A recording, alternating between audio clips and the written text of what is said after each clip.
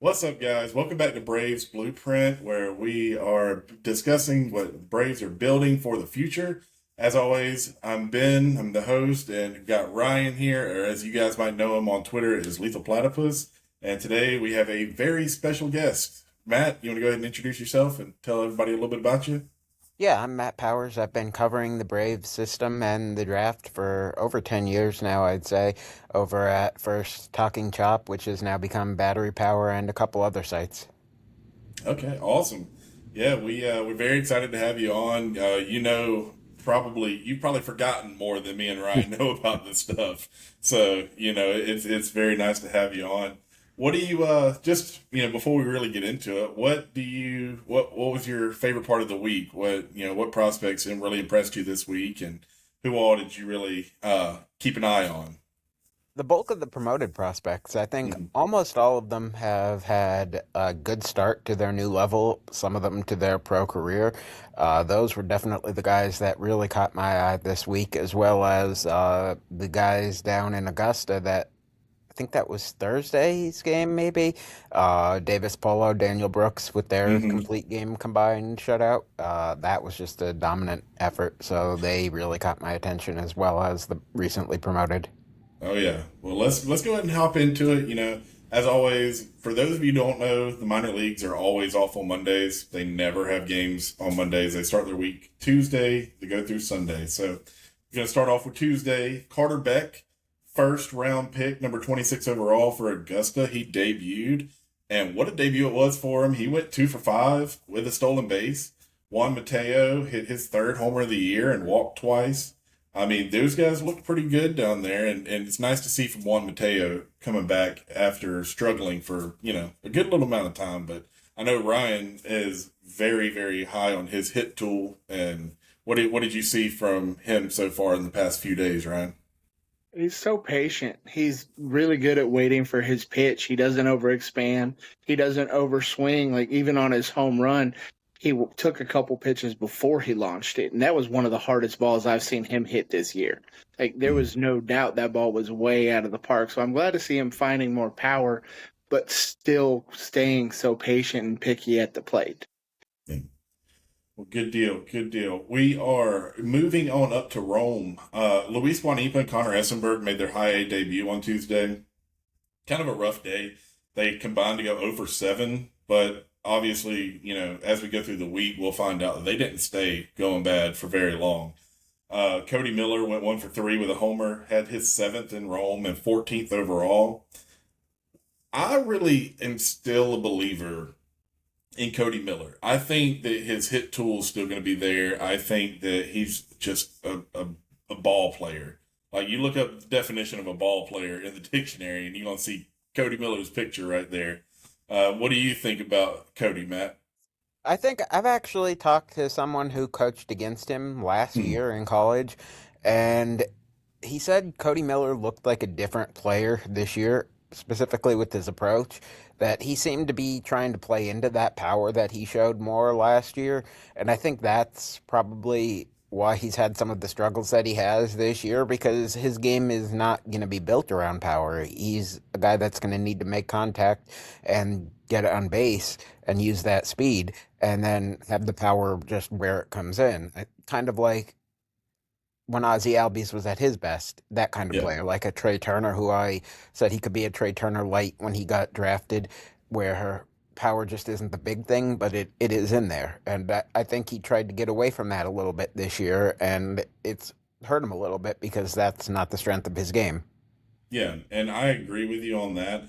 One player that I'm not that great with comps, but I will come up with one every now and again.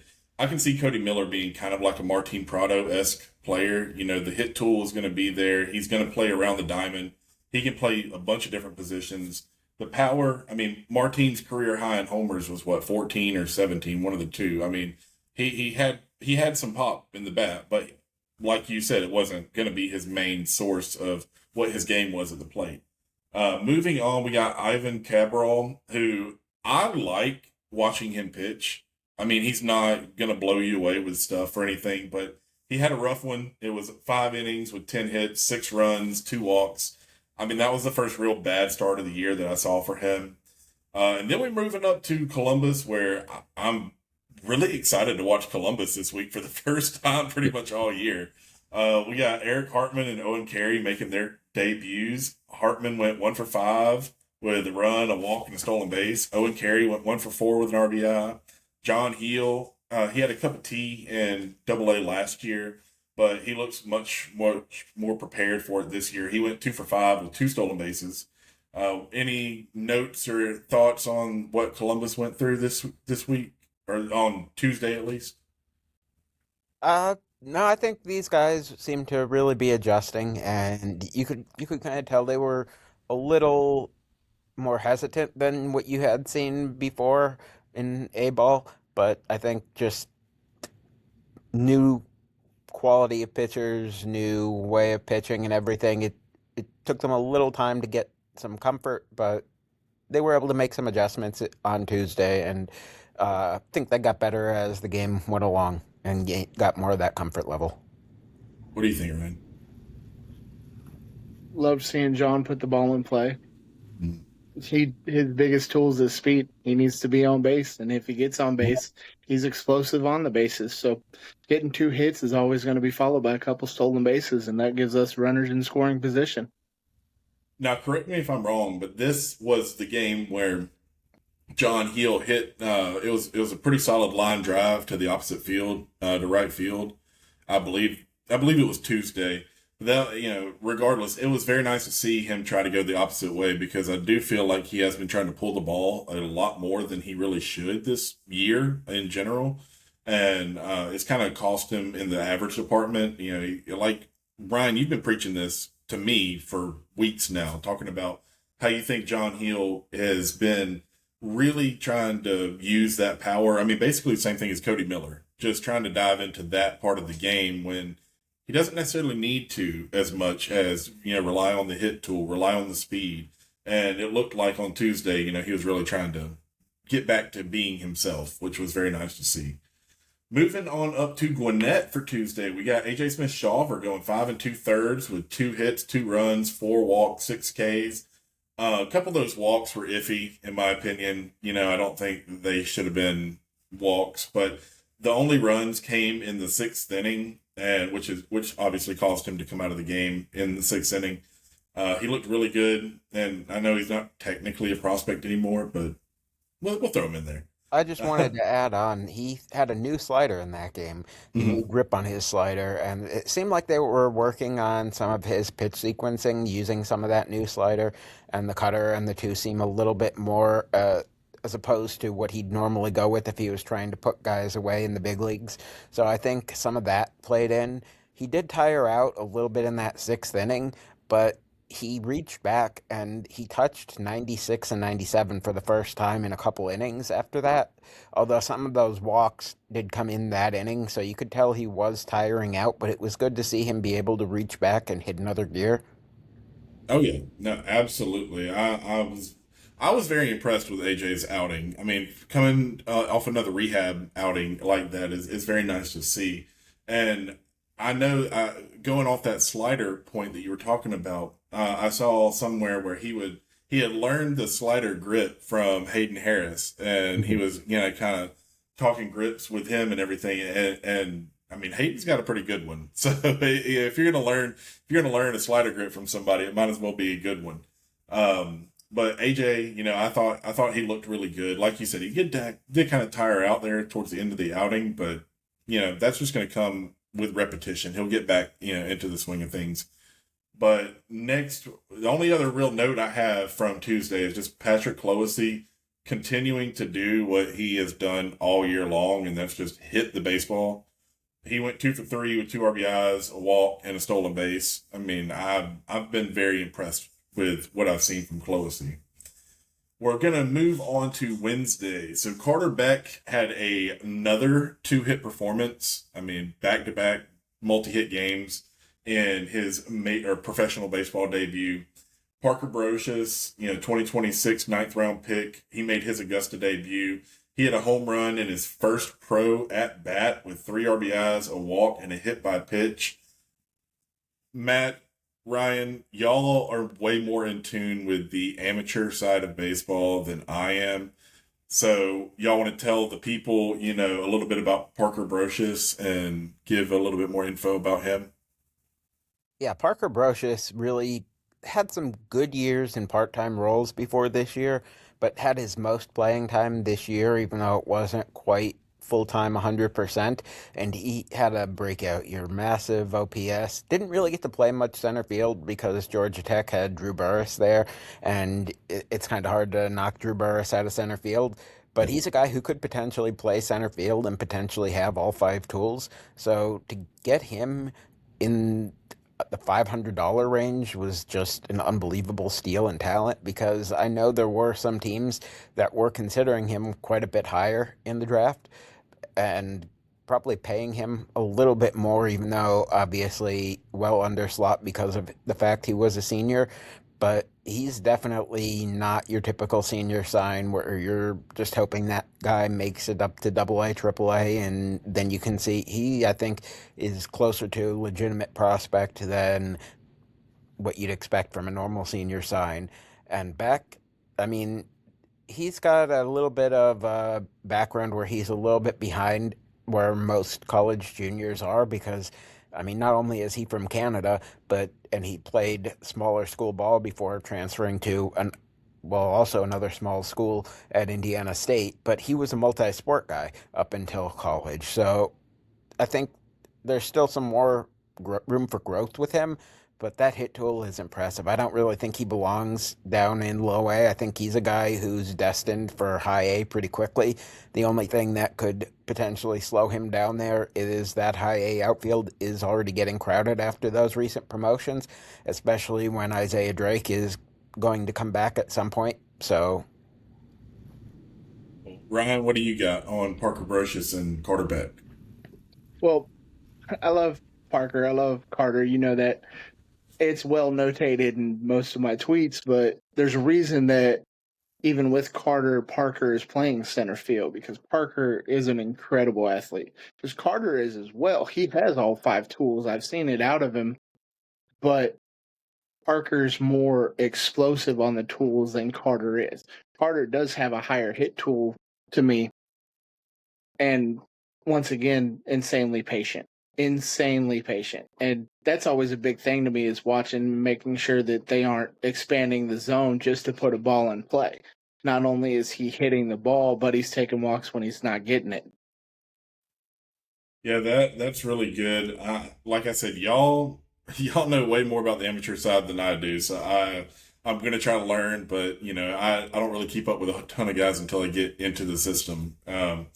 But yeah, that's great. We're moving on to Rome, where Alex Lodis went 1 for 4. He had his first Rome home run, which was really nice to see him carry over what he was doing in Augusta all year up to Rome.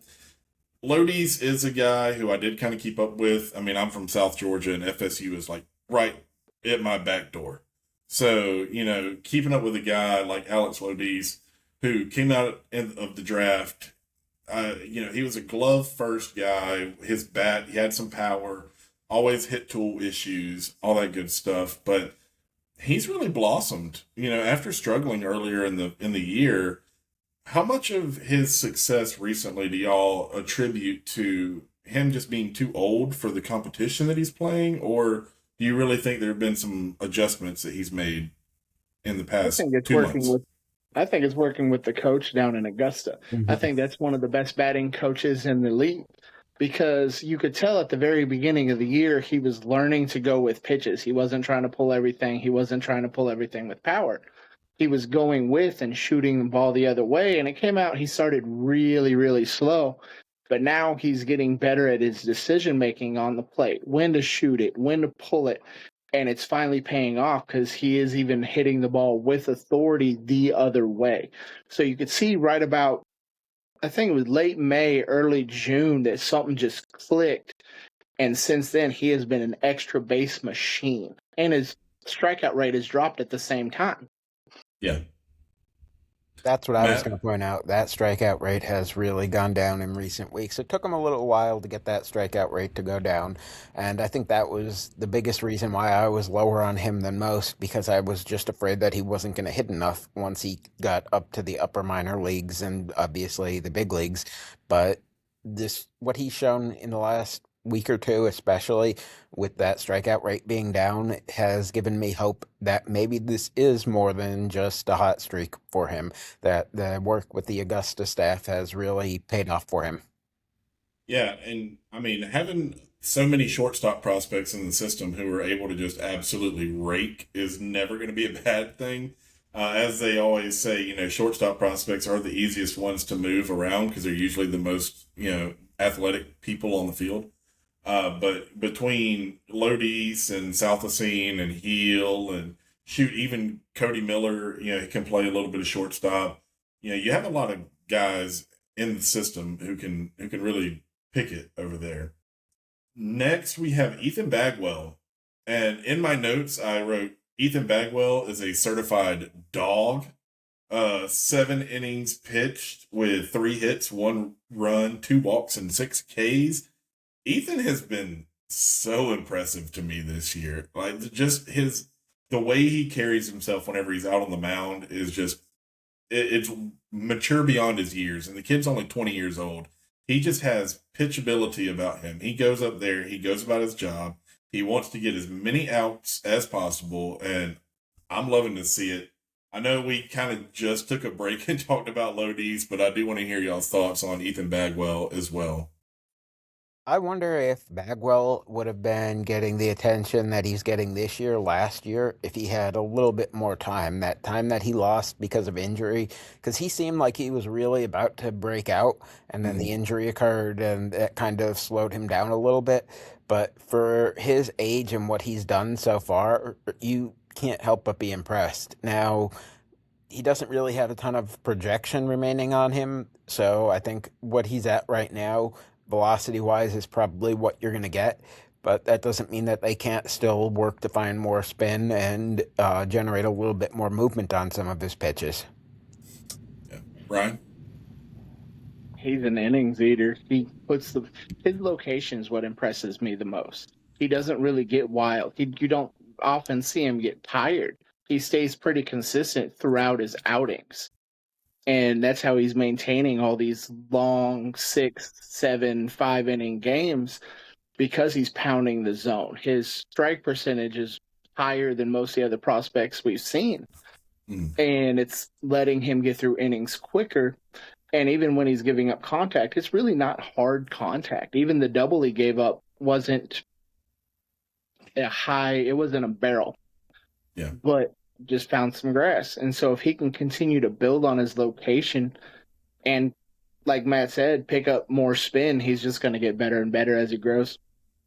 Yeah, and I know, Matt, you said that there's not a whole lot of projection left, but I mean, he's only 20 years old, so I do think that there is some more room to grow in that arm. And, even if he doesn't get a whole much more spin or velo, I still think he could crack a big league roster at some point, maybe as a 4 or 5, starter. But Yeah, for sure. yeah, he's good. He's very, very good.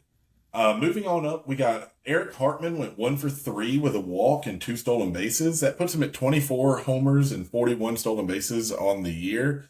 I think the Columbus Clingstones put out a little graphic that said he was either the youngest or one of the youngest players in minor league history to have 20 homers and 40 stolen bases in the same season. Impressive, nonetheless. I mean, his meteoric rise, we could go on about that for hours. John Heel went 1 for 3 with an RBI and a sac fly.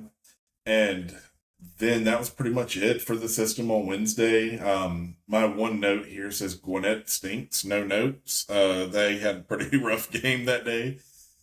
But moving on to Thursday. Now, this is a game on Thursday where I was glued to my TV because I don't miss one of this guy's starts anymore. He has impressed me this much.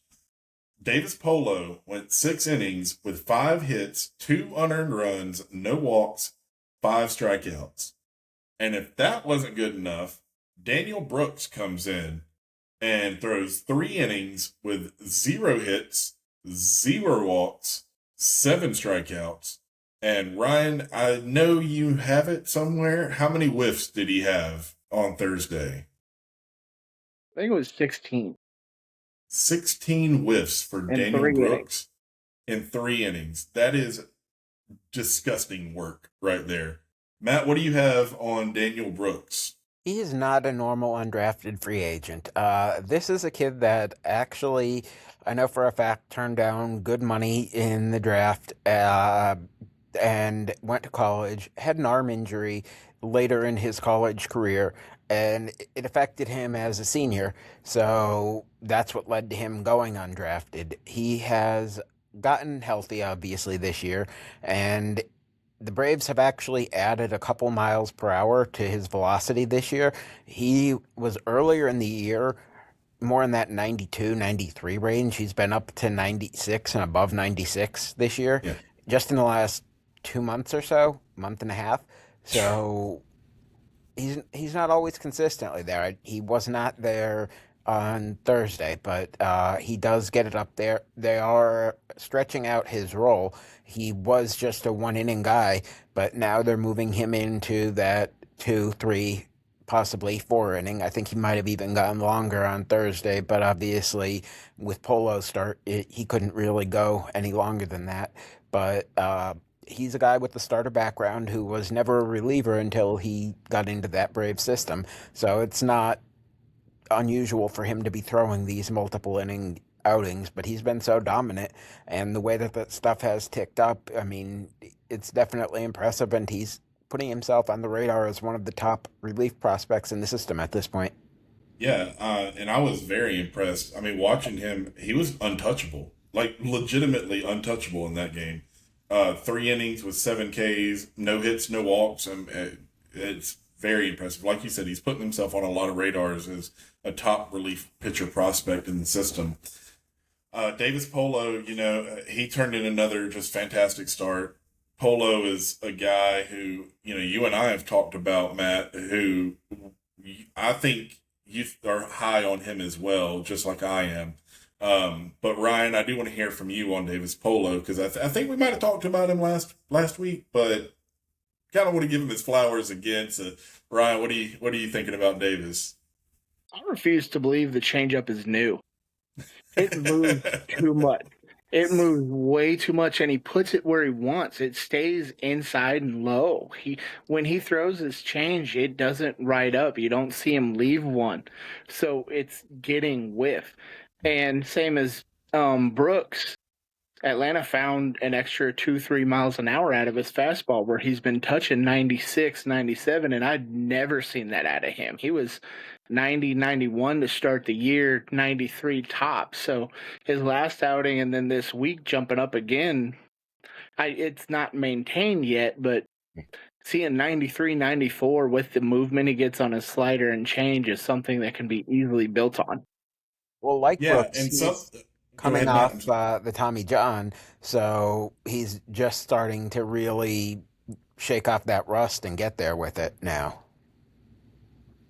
Yeah, I mean, and going off of that, Daniel Brooks is listed at 6'7", 250 pounds. That is a big boy right there. Mm-hmm. All right, so I can only imagine like the extension numbers that he's getting.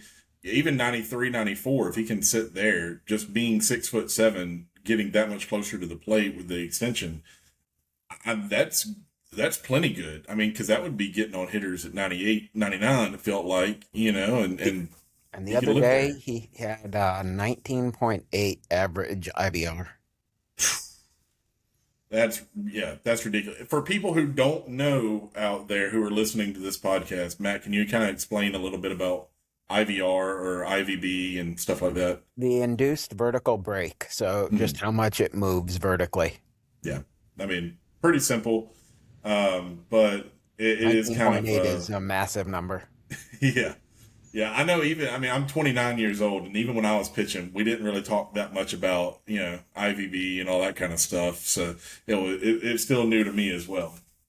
But moving on. So after Augusta's just whale of a game, we got Nick Montgomery, who hit his 7th homer of the year with 2 RBIs. And I think, Ryan, you and I talked about Nick Montgomery last year. Dude just got easy power. Great to see him hit another homer. We got Connor Essenberg, who had his breakout game with Rome. He went 3 for 4 with a triple, 3 RBIs, and a walk. And more of the same from Essenberg, just carrying over what he was doing in Augusta up to Rome after that first game, where he didn't do that hot, but hey, he brought it back up. Moving up to I'm sorry, staying in Rome. We got Alex Lodis, who hit his 2nd Rome homer, his 23rd overall. He went 1 for 5. And then another start that I was very much glued to my TV for. Cam Caminiti making his AA debut. He went 5 1/3 with 2 earned, 3 walks, 3 Ks. The first pitch that he threw in a AA uniform was hit to Noonan from Columbus. All right, and if y'all know anything about Georgia geography, Noonan's a solid 30, 45 minutes away from Columbus. Actually, probably more than that. So, but he really settled in. And after that, he really did a good job of taming the Biloxi Shuckers offense. I mean, Biloxi has one of the better offenses in all of minor league baseball. So going off of that, what did you guys see from Cam that, kind of impressed you during his AA debut? Well, I loved that he faced that little bit of adversity, especially in that first AA start. Don't make it too easy for him. Make him work for it. Definitely like that. And I also like that he didn't really have his best swing and miss stuff and was able to gut himself through like that. That just showed that he's not a guy who has to rely on the strikeouts to get his outs, that he can do other things as well. Brian? On top of that, I also like that the dude that hit it to Noonan, he also came back and struck him out for 2 of the 3 strikeouts. Yeah, he did. Yeah, dude, it was very fun to watch. I mean, you're talking about guys on this Biloxi Shuckers team like Jesus Madej, who's the #1 prospect in all of baseball. You got Andrew Fisher, who's hit 33 homers this year. Actually, I think 34 because he might have hit one today or yesterday. But it's a tough lineup. And pardon me, but the guy who hit the home run off of Caminiti, I can't pronounce his name, but I know he's a dog as well. But then you got, Kevin Kilpatrick after that, who went 2 for 3 with 2 doubles and an RBI. And he's not somebody that obviously he's been on my radar for a while now, but he hasn't really contributed much. And he looked like a completely different ball player this week, starting on Thursday. He looked very, very good. Like I said, 2 for 3, 2 doubles, and RBI. Moving up to Gwinnett, Owen Murphy made his long-awaited return to Gwinnett with a 4 2/3 innings pitched, 1 hit, 3 walks, 4 Ks. Looks like they're kind of stretching him out a little bit more, trying to get him back to the starter's workload. Moving on to Friday, we got Carter Beck went 2 for 3 with 2 walks. He's starting his pro career as of Friday, going 6 for 13 with a stolen base. And as I saw plenty of times, and as you guys said, he might not be in Augusta very long. Landon Cheese went 5 innings, 3 hits, 2 unearned runs, 2 walks, 5 Ks. That might have been his best start I've seen out of him all year long. Do you guys have anything you want to say about Landon or Carter again? I know we already talked about Carter, but anything you want to add? That's it. I mean, Bedelshis is definitely disappointed a little bit from what he looked like in college, but he dealt with some injuries and inconsistency in college, and in the pros, it's just kind of been up and down where he'll throw these good starts and mix them in with rough starts, and just hoping that next year he's able to find a little bit more consistency to work off of. Yeah, I'm with you. Moving on to the next thing. We got Juan Mateo. We went 2 for 5 with a double, 2 RBI. As of Friday, he went 5 for 14 with 2 doubles, a homer, 4 RBIs, and 4 walks. He was hitting 357 with a 500 on base and a 714 slug. Great to see from Juan Mateo. Luis Guanipa and Alex Lodis had 2 hits apiece. And Zach Royce went 6 innings with 3 hits, 3 runs with only 2 being earned, 4 walks, 4 Ks. And 3 of his runs, all 3 of them came on an Edward Florentino 3-run bomb in the 3rd inning. So not a bad game for Zach Royce there, who is somebody who his numbers aren't really, jumping off the page to me, but he hasn't been bad as far as I've seen, Next, we got Eric Hartman, who was robbed of his first AA homer by arguably one of the greatest plays I've ever seen. If y'all haven't had the chance to watch it, you need to go watch it, because who was the player? Coley, the second, was that the center fielder for the Shuckers? He jumped at the wall, ball hit his glove, bounced out. He fell to the ground, and then Reed caught it when he made contact with the ground. That one of the greatest plays I've ever seen. I felt so bad for Eric. He just needs to go hit one about 4 feet farther, and he'll be all right. Austin Machado went and hit a home run, and then Kevin Kilpatrick went 2 for 2 with a home run and a walk. Now I kind of want to get you guys' opinions on Kevin Kilpatrick, because this is 2 games in a row. He's going to have a couple more, spoiler alert, but 2 games in a row where he has done very, very well. Are you guys seeing any adjustments that he's making throughout this week, or what have you seen that has led to his success this week? He's definitely been making more contact. It's not just this week. It's actually his last 9 games before today. He came in hitting .321, .424, .643. So that's a .1067 OPS with those 2 homers, 3 doubles. He does have the 8 strikeouts in the 33 plate appearances. So the strikeout rate is still a little high. But he's always been very toolsy. He's just had questions about the hit tool. But he's definitely looked improved there. Of course, he is a little bit of an older player already. What is he, 25, almost 26 years old. So a little bit of a grain of salt with that. But there are definitely tools there, and it will be interesting to see if he can continue with this stretch through the rest of the season. Brian? I really like his glove. A big part of keeping the offense of Biloxi off the board was a catch he made with a runner on first and second that nobody thought he was going to catch, so the runner at second had to go back, which saved the runner from moving up to third base with 1 out, and that was a big reason we were able to get out of that inning. He's been making a lot of slick plays with his glove, and now the bat's starting to come around, and it's really good to see on both ends of the ball. Absolutely. So we got Brett Sears, who in his last start was amazing. But this one, he looked great again. He went 7 innings with 2 hits, 1 earned, 3 walks, 3 Ks. And I got on here, in his last 3 starts, he's gotten 21 innings pitched with only 12 hits, 3 runs, 5 walks, 22 Ks, with a 1.29 ERA and a .81 whip. This guy is looked much improved. I know he's also an older prospect. He's 26, but he's looked like he could be a big league arm at some point in the near future. What do y'all think about Brett Sears?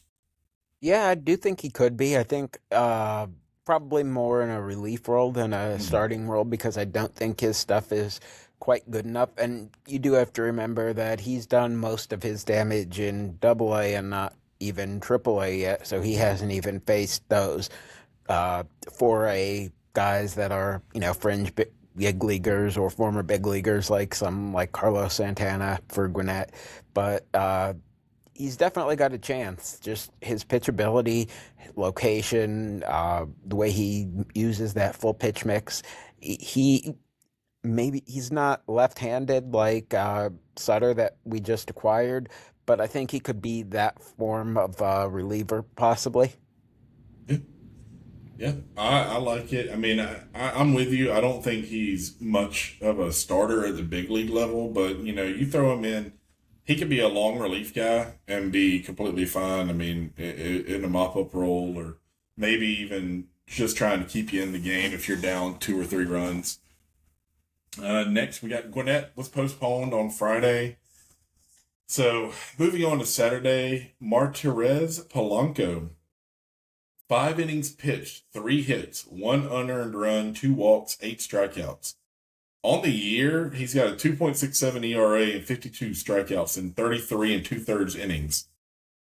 He's a little bit old for the was it Florida Complex League Dominican. or is it Dominican Summer League?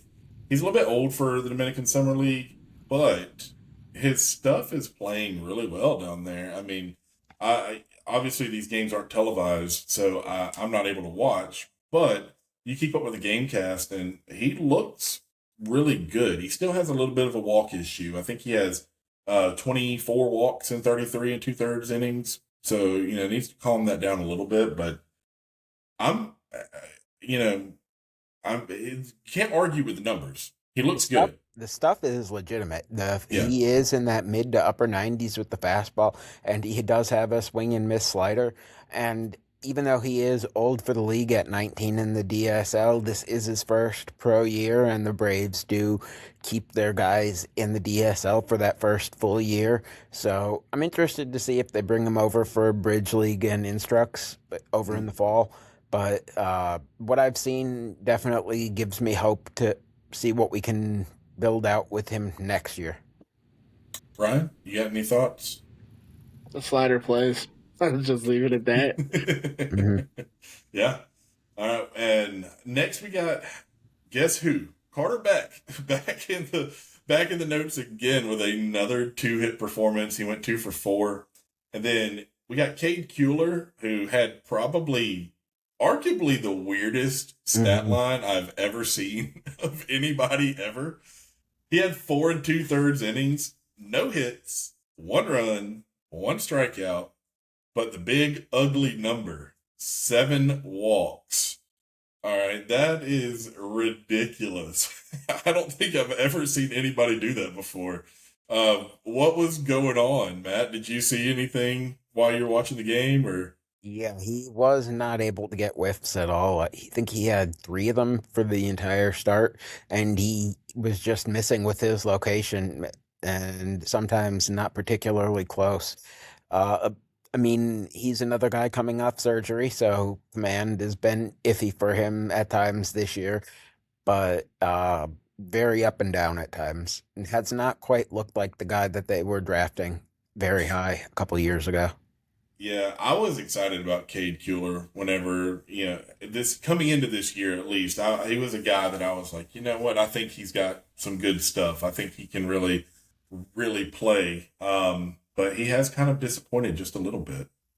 Next, we got Alex Lodis, who went 2 for 4. He had a double, an RBI, and a walk. This is his 4th multi-hit game out of 10 total with Rome this year, which is phenomenal. And when the hit tool is the biggest question mark that you have as a prospect, if you're getting multi-hit games, you're gonna dwell that that hit tool question real quick.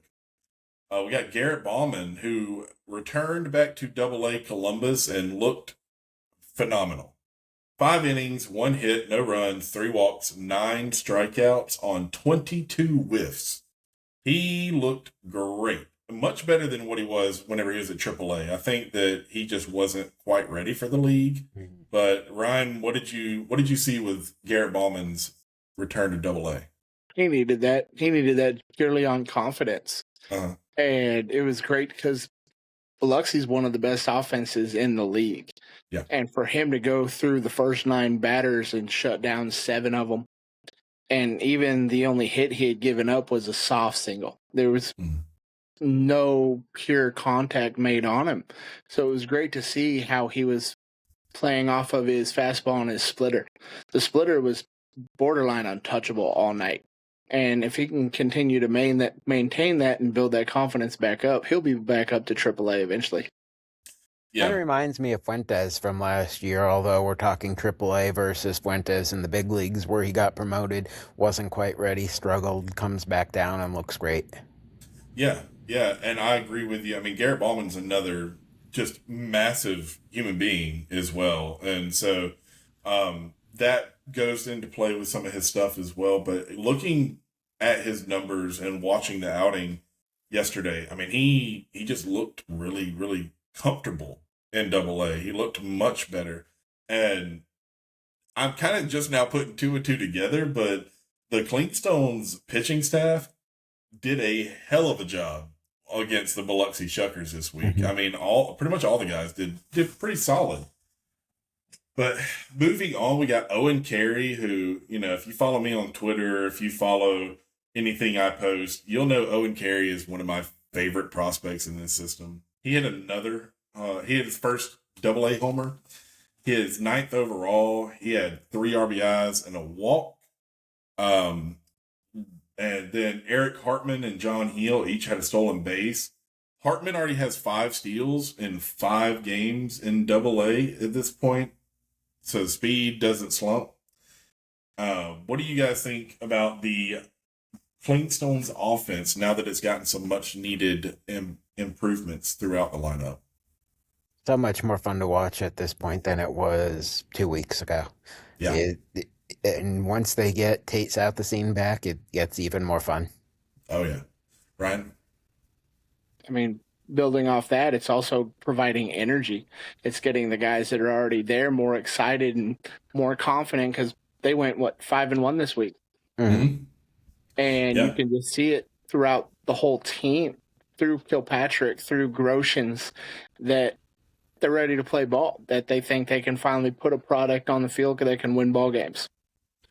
Yeah, I mean, and going off your point, Matt, they get Tate Southacene back. That's going to be even more fun. And McCabe as well.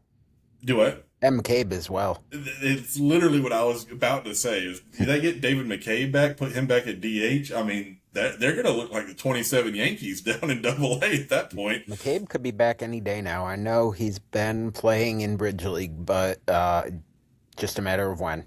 Yeah. And Tate, I know, we said last week, but Tate's probably going to be out for, 4 to 6 weeks or so. I mean, he's going to be out for a little while. I don't know. Do you think he comes back before the end of the season? Hard to say. That would kind of be a guess based on the healing. I mean, he's young, so I guess the hope is that he heals up quick, but he should be back for Instructs at the very least. Okay. Well, good deal. Good deal. Got another one here, and I don't like talking about the bad outings that these guys have. I really don't, but we're here to cover the Braves minor league system, and we kind of have to. We got Drew Hackenberg, went 4 2/3 innings with 8 hits, 6 earned, 2 walks, 7 strikeouts. In AAA this year, he's got a 6.16 ERA, a 1.71 WHIP, and 24 walks in 38 AAA innings this year. As a guy who I was so high on going into last year, the 25 and 26 have just been brutal for Drew Hackenberg. And Ryan, what do you have to say about Drew at this point? I mean, he's got a good pitch mix. He's just struggling with command. He's leaving too many pitches over the middle of the plate. And he's playing people that are close enough to the bigs that they're going to punish him if you put it there. Yeah, I agree. I agree with you because his pitch mix, I was just so excited to see him. I mean, he was, to me, what I thought or what I think people might think J.R. Ritchie was supposed to be. He has a lot of pitches. He was doing very, very well. Back in 2024, I think it was, he had just a breakout season and was great. But it's just been downhill from there. Matt, do you have anything to add about Drew? Yeah, I didn't really like the draft pick of him and going over slot to sign him, but it looked like he was going to be proving me wrong with that 2024 performance. And then last year came and he just could not actually get on the mound and stay healthy. And when he did, the results just weren't great. And it's carried over a bit to this year. It's like it sapped all the momentum out of him. And he's looking like that same guy that he was in college, where the stuff flashes at times, but the command just isn't there. Yeah. And it's heartbreaking to see because, his 2024, I mean, he went 7-5 with a 3.07 ERA and 25 starts. He had 144 strikeouts and 129 innings, and that was his first full professional season. So looking at that in a vacuum, you would think he was on his way to just being a fantastic MLB pitcher, but it just hasn't turned out that way. And the command, it's leading to him almost being, I would say, having to be released from the team, or at least left off, the lift in the Rule 5 draft, which I think he was last year, wasn't he? I mean, didn't nobody pick him up? You're thinking of Blake Burkhalter. Yeah, I think that Yeah, this would yeah. be his first year eligible. Okay. So yeah, I mean, Drew's probably going to be picked up by somebody in the Rule 5 draft this year. I would assume so. But moving on, we got Patrick Cloesy went 1 for 5 with a double, 2 walks, 2 stolen bases. He's got a 1.113 OPS in AAA in 23 games. So we're talking the better, like Ryan said last week, better part of a month at this point that he's just been raking in Gwinnett. And then J.R. Ritchie pitched a complete game. All right, it was only 5 innings, but we're not going to talk about that. He had 2 hits, 1 unearned, 2 walks, 6 strikeouts. What did y'all like about JR's outing? He was up. He was pitching angry. Every one of his pitches had added velo. His fastball was up 2 miles an hour.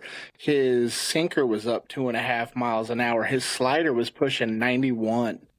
He was throwing the ball with extra authority on Saturday, and I don't think we've seen those numbers this year from him.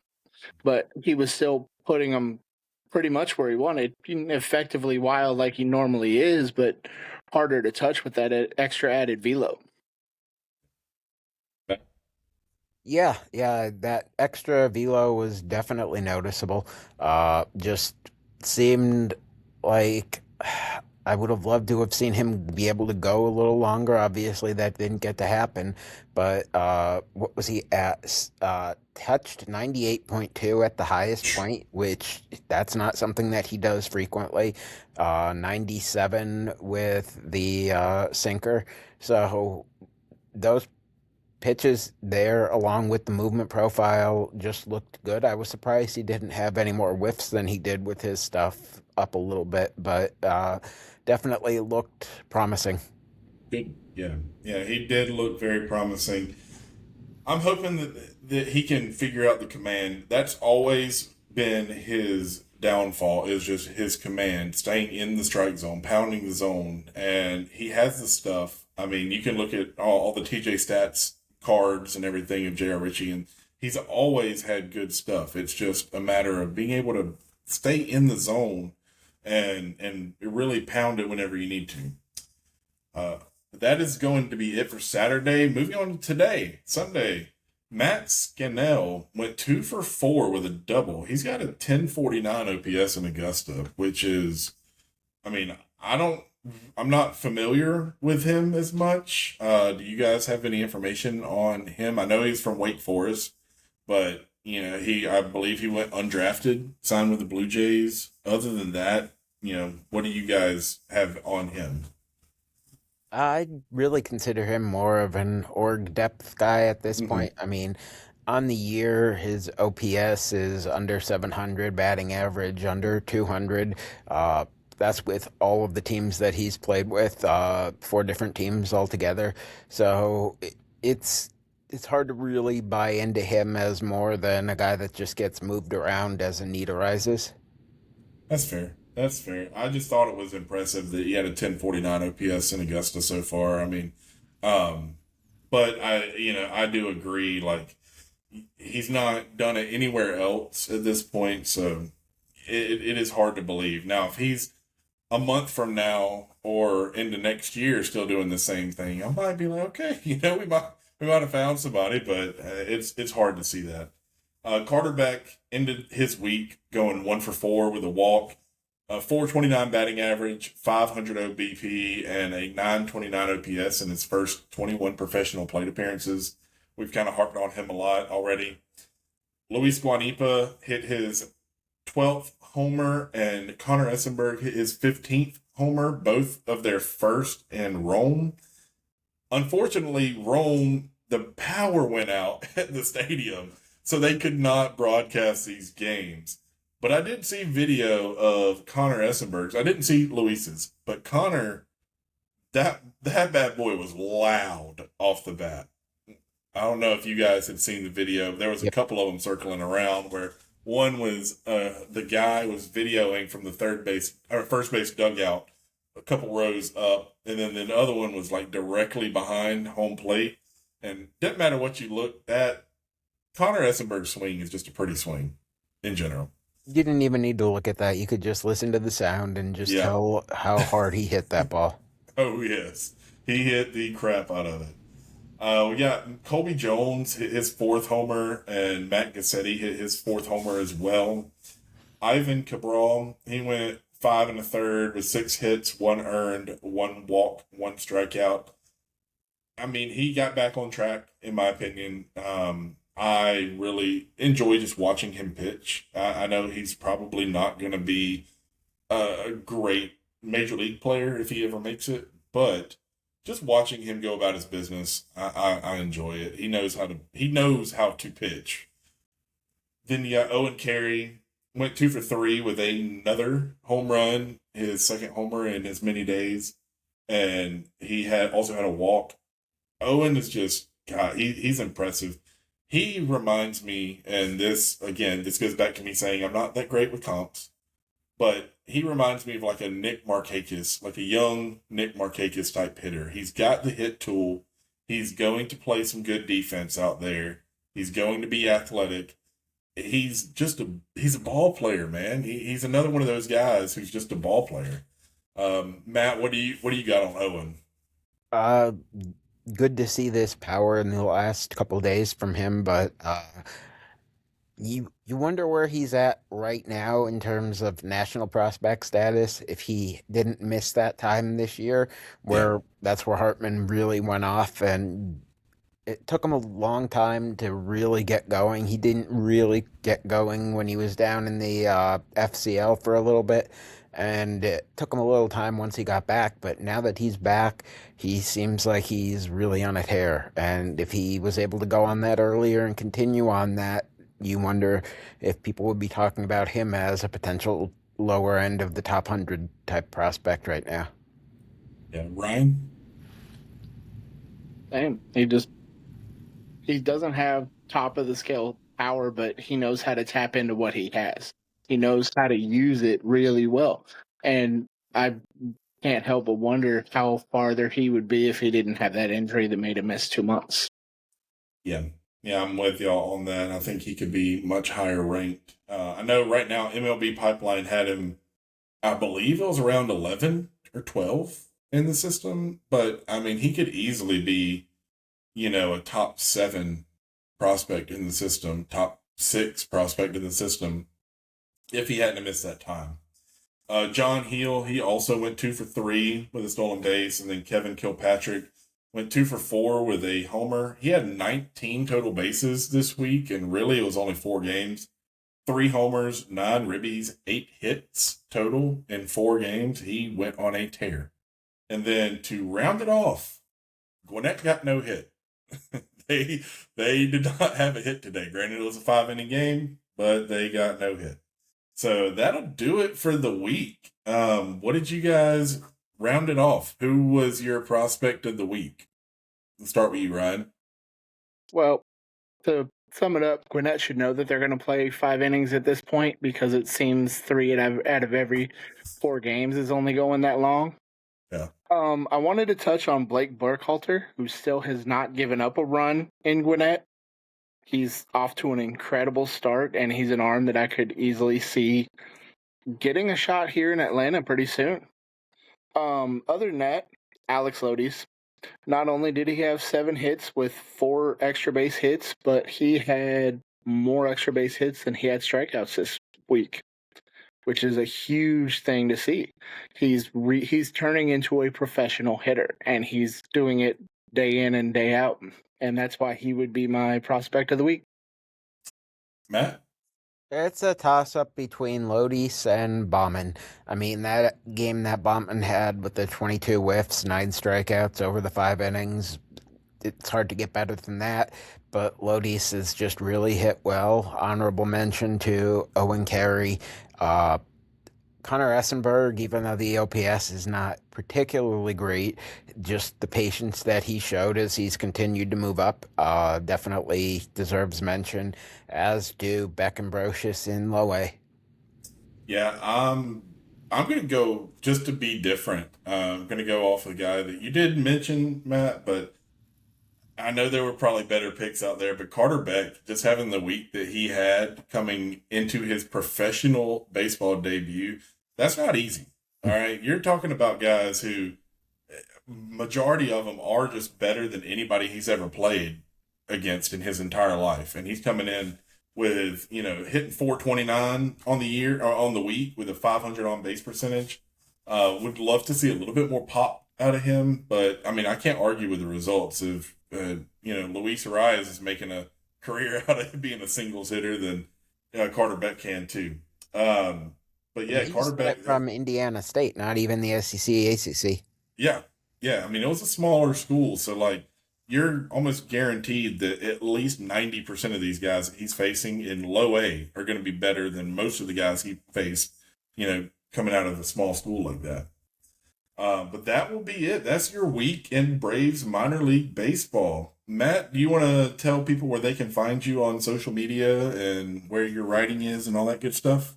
Matt Powers 31 on Twitter, and you'll find me both on Battery Power and NCAAbaseball.substack.com. Awesome. Ryan, where are they going to find you at, man? Lethal Platypus on all social platforms. There you go. And I am Weaver Cards, and we will see y'all in the next one. Thanks for watching.